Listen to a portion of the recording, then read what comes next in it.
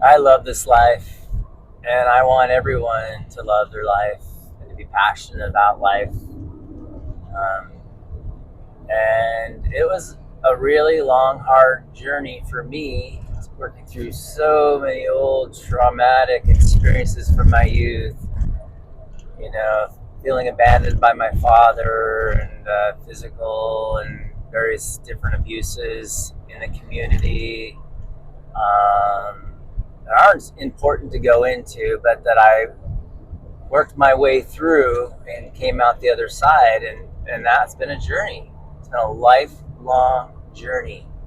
And it's been a diligent practice and process of wanting to wanting work through those hardships, wanting to work through those hardships, and wanting to uplift my life, and wanting to own and anchor into the bliss of my North Star, which is joyful living, joy infused living, joyful exertion, joyful discipline, joyful daringness to diving in, leaping into the life, leaping into new stories of your life, new versions, new investments into new experiences and new learnings, and every single aspect of life.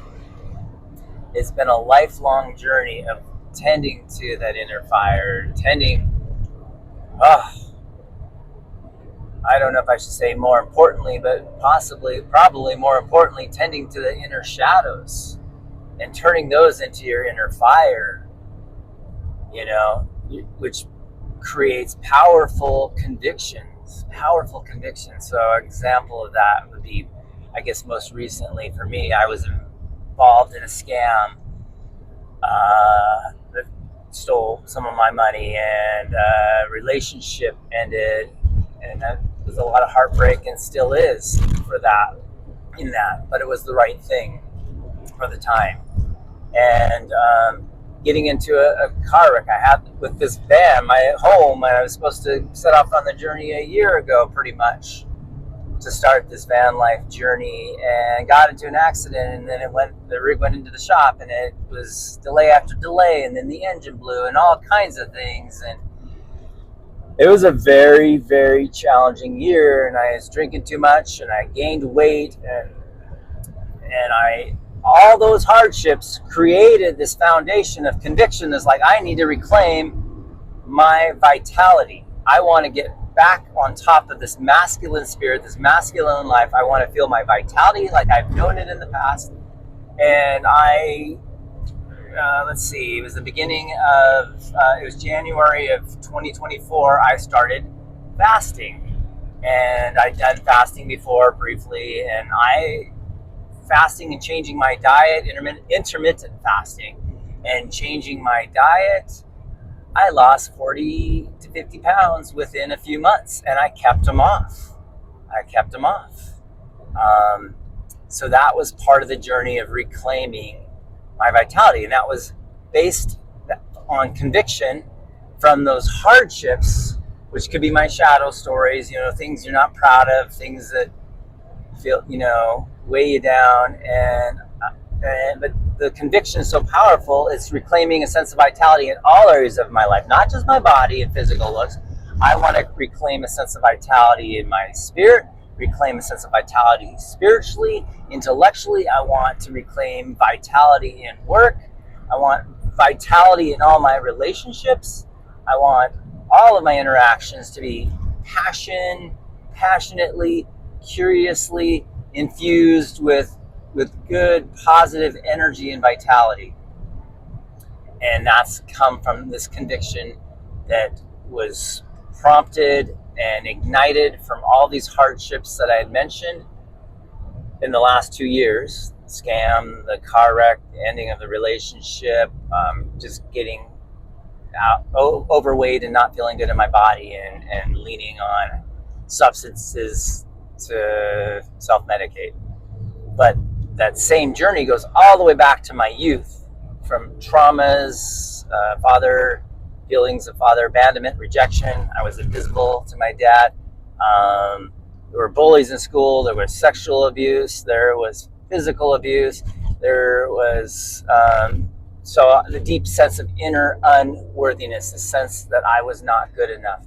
I wasn't worth it. Or else, if I was worth it, my dad wouldn't have rejected me. And if I was worth it, I would be, these bad things wouldn't have happened to me, and all this stuff. So where I was going with that is all those hardships of my youth were also motivators to ignite this passionate desire for change, to make things better. Again, they were GPS coordinates that showed me that's the outer periphery over here that I do not want to go anymore. So those are valuable GPS coordinates, those experiences, those traumas, those hardships and challenges.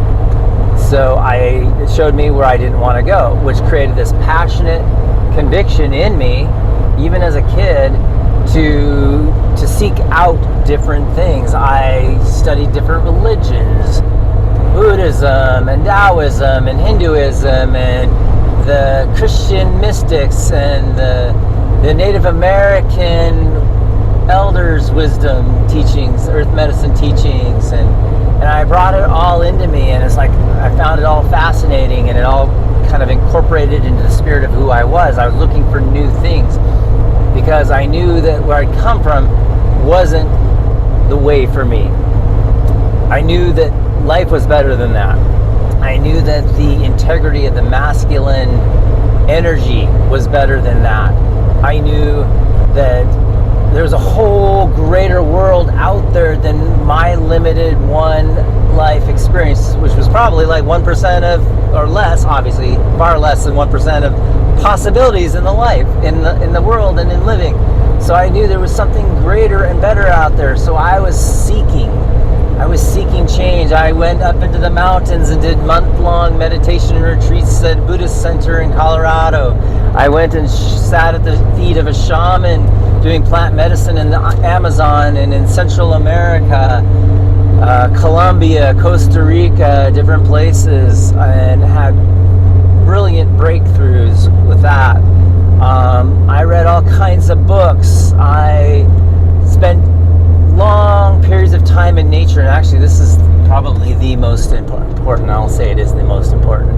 For me as a young adolescent boy, pushing myself against the sides of mountains in nature pushed me deeper and deeper. I broke through more and more limits where I thought I had no more to give. I found that I could go further and climb higher, and it built this inner relationship within me of vitality and reclaiming my spirit through being in nature and climbing mountains and testing my body against the elements and falling in love with the natural world and the greater story that sustains us all around us, that greater story that lives through us.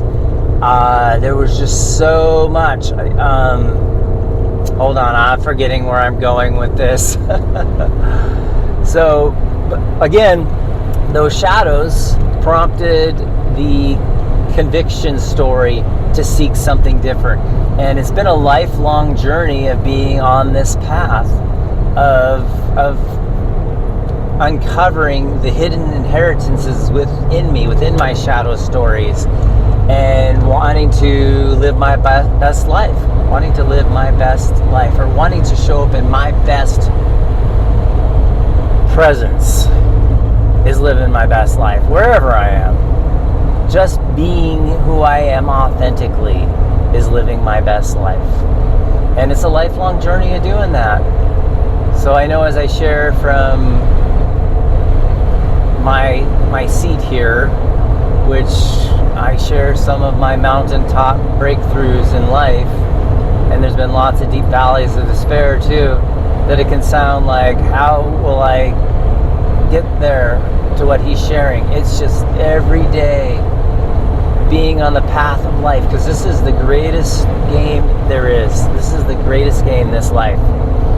It's not meant to be easy, and we came here to have these teachings and these learnings and to go through our own inner hero's journey where we fall into the depths in the dark nights of the soul, and we have our breakthroughs, and we can claim the sword of those breakthroughs, and you move into life with that. But you gotta make the changes from those breakthroughs. You can't just have the breakthroughs. You've got to integrate them. You just like plant medicine stuff. You can go and have those epiphanies, and that's great, but that is just the beginning of the work. You got to get your boots on the ground and do the work for the rest of your life. And that's the journey, and turning that into the play of this lifetime it's a lifelong journey. It's the best game in town. Yes, it's hard work. It's heartbreaking. I've been through depression. I've been through despair. I've had suicide ideation, suicide attempts, that very few people know about, actually. But I can share that with bravery now, because those also taught me great conviction. And I'm not saying to go there in any way. That's the absolute worst thing. I hate hearing about anyone, anytime, ever taking their life. It's heartbreaking to me. Every time I hear it,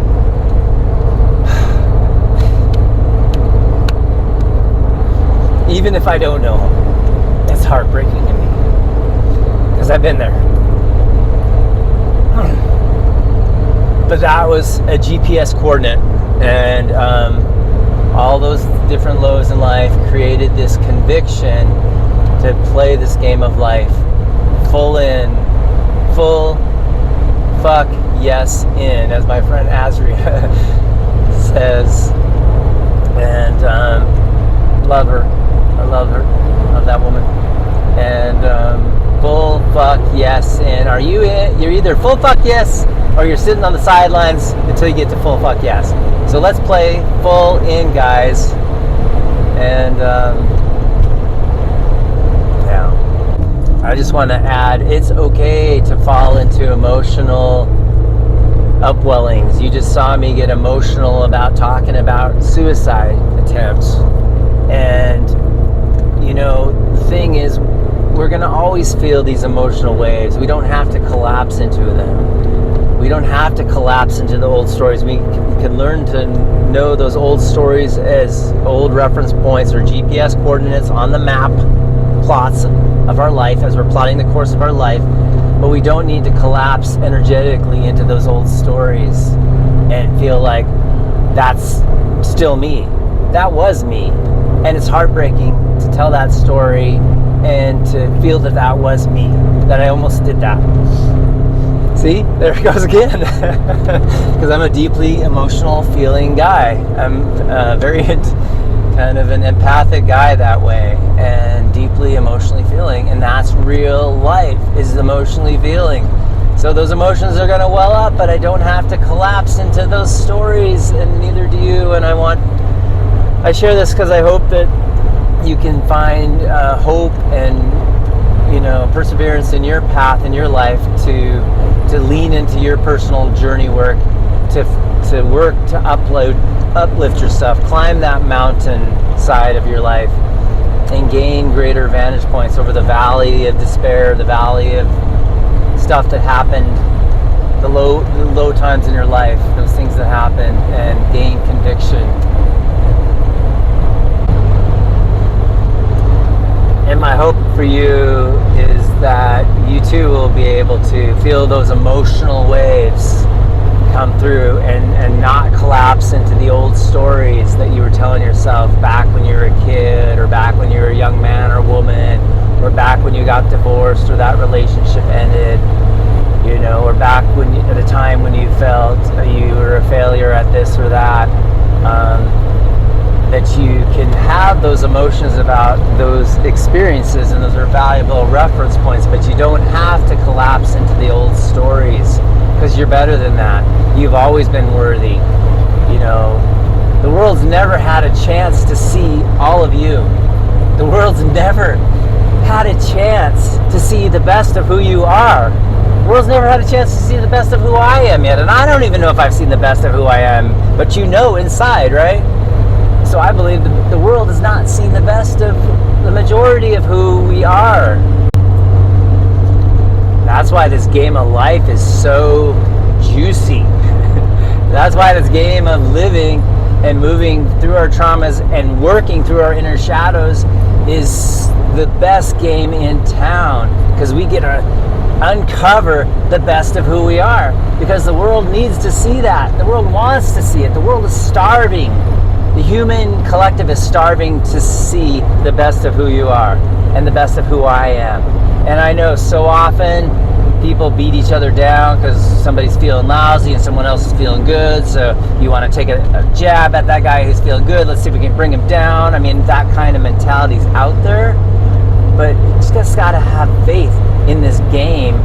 It's the best game in town. Working through your inner shadows is the best freaking game in town, and that's why we're here. And it's gonna be hard work.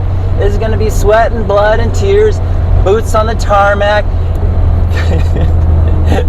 You're gonna have to kick the ass of your own demons, lovingly. You're gonna have to work with those. You don't want to go at your inner self aggressively attacking you. No. Those things happen. Those feelings came up. They're all natural. It's all part of this game of life, and it's all God created. So it's all valuable, but we're not meant to get stuck in certain places. Those certain low spots in life are meant to be doorways, wake-up calls. It's like, oh, okay, something's got to change here. And that's the motivator, right? Oh, something's got to change here. You're not supposed to stay in depression or stay in feeling lousy about yourself. It's meant to be, light goes off.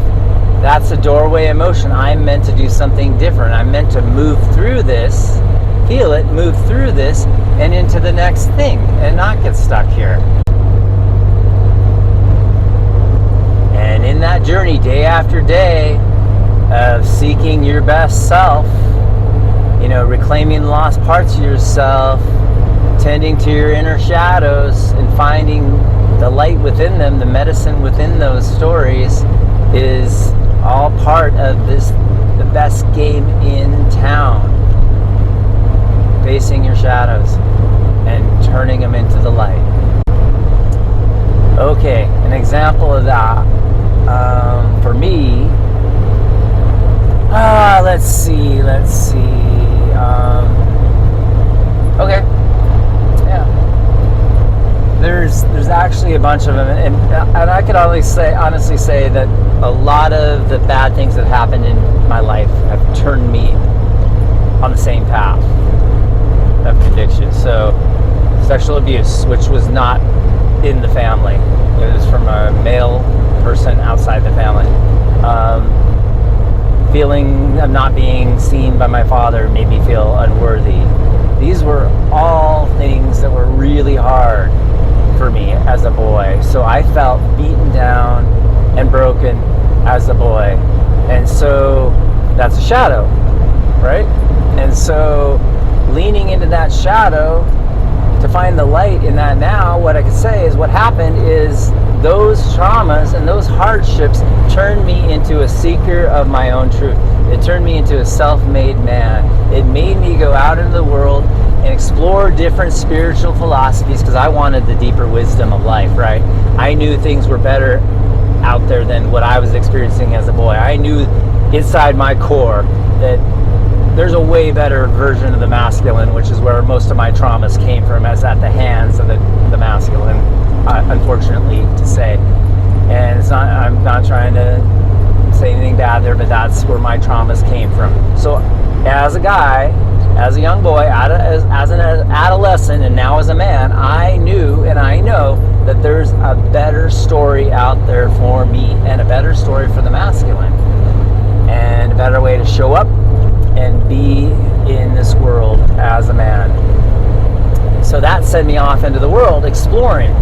See, this is the light. This is the medicine story that came from the traumas. I explored all those different philosophies. I ended up traveling around the world, all over Europe, into Russia, North Africa, Central America, South America, all over the United States, Mexico, Canada, Alaska.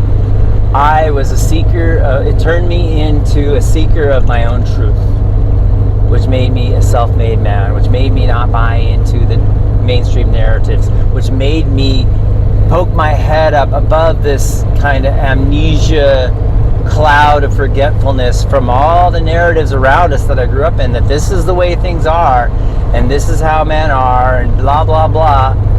Again, I'm saying men because that's where my trauma is and that's my journey. I'm here as a man, so that's what I'm working through.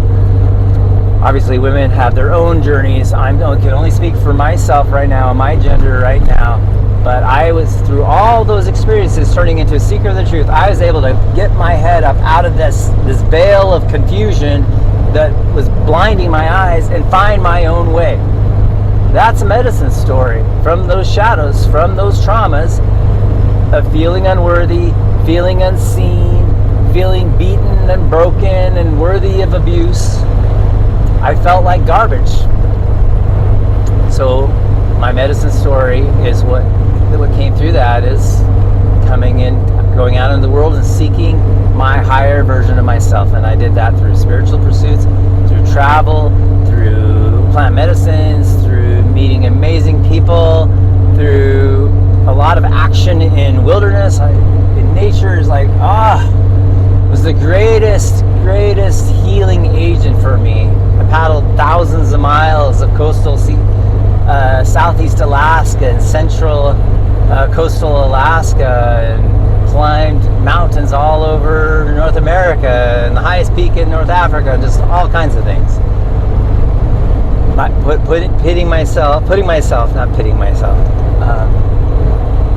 Placing myself in nature and taking on those journeys pushed my being to greater and greater heights, greater breakthroughs, greater epiphanies in body, in spirit, in mind, in heart, in conviction, for knowing my truth and being a seeker of my own truth.